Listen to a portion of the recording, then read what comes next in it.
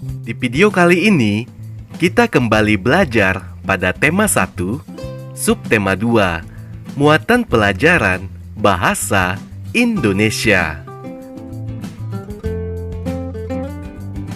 Gagasan pokok dan gagasan pendukung dalam bentuk diagram. Gagasan pokok dan gagasan pendukung akan lebih mudah dipahami jika disusun dalam bentuk diagram. Cara menentukan gagasan pokok dan gagasan pendukung dalam bentuk diagram adalah sebagai berikut. Pertama, bacalah paragraf dengan saksama. Kedua, cermatilah kalimat pertama hingga kalimat terakhir. Tentukanlah gagasan pokok dan gagasan pendukung paragraf. Gagasan pokok adalah bagian inti, dapat ditulis di bagian atas atau tengah. Gagasan pendukung adalah cabang-cabang dari gagasan pokok. Dapat ditulis di bagian samping atau di bawah gagasan pokok. Ayo perhatikan contoh berikut. Indonesia memiliki berbagai bahasa daerah, misalnya bahasa Batak, bahasa Jawa, dan bahasa Sunda. Keragaman bahasa di Indonesia tidak membuat bangsa Indonesia terpecah-pecah. Bangsa Indonesia tetap menjaga persatuan dan kesatuan. Bangsa Indonesia dipersatukan oleh bahasa persatuan, yaitu bahasa Indonesia.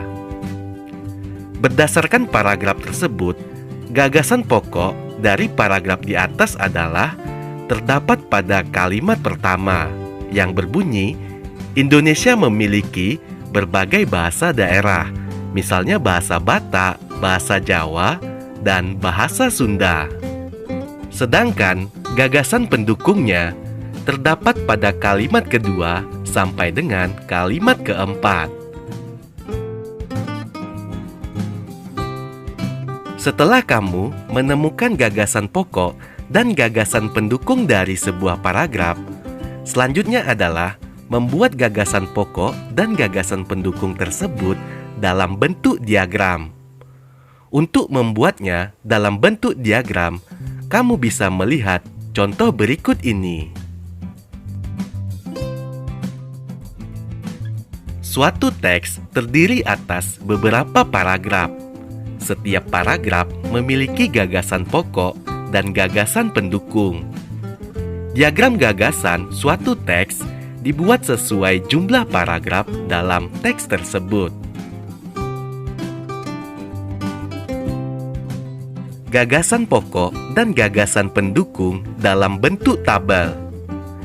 Gagasan pokok dan gagasan pendukung dibuat dalam bentuk tabel bertujuan untuk mempermudah memahami suatu teks. Ayo perhatikan contoh paragraf berikut. Gelar budaya di sekolah.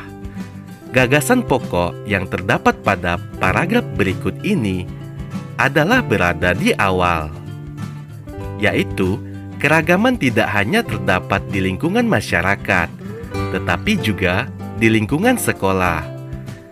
Sedangkan kalimat kedua, 3, 4, 5, dan 6 disebut dengan gagasan pendukung.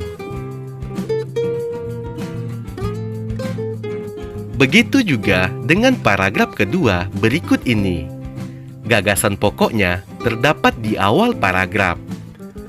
Gagasan pokoknya berbunyi, sekolah sering mengadakan gelar budaya untuk memperkenalkan kekayaan budaya Indonesia kepada para siswa. Sedangkan kalimat berikutnya adalah gagasan pendukung.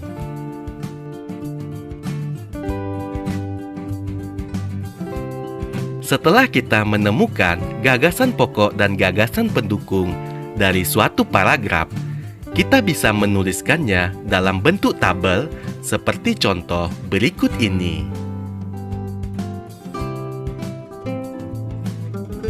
Membuat ringkasan teks dengan peta pikiran. Peta pikiran yang berisi gagasan pokok dan gagasan pendukung dapat dijadikan acuan untuk membuat ringkasan.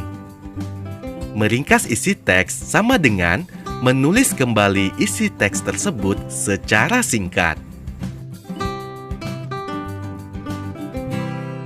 Berikut ini adalah langkah-langkah membuat ringkasan teks. Pertama, bacalah teks dengan saksama. Kedua, gunakanlah kalimat tanya, apa, siapa, mengapa, bagaimana, di mana dan kapan untuk mengetahui kejadian yang diceritakan dalam teks.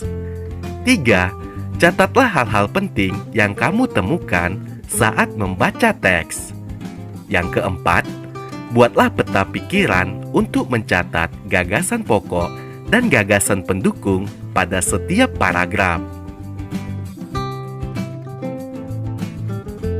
5. Buatlah ringkasan berdasarkan peta pikiran menggunakan bahasamu sendiri. Yang keenam, urutan peristiwa harus sesuai dengan isi teks sebenarnya.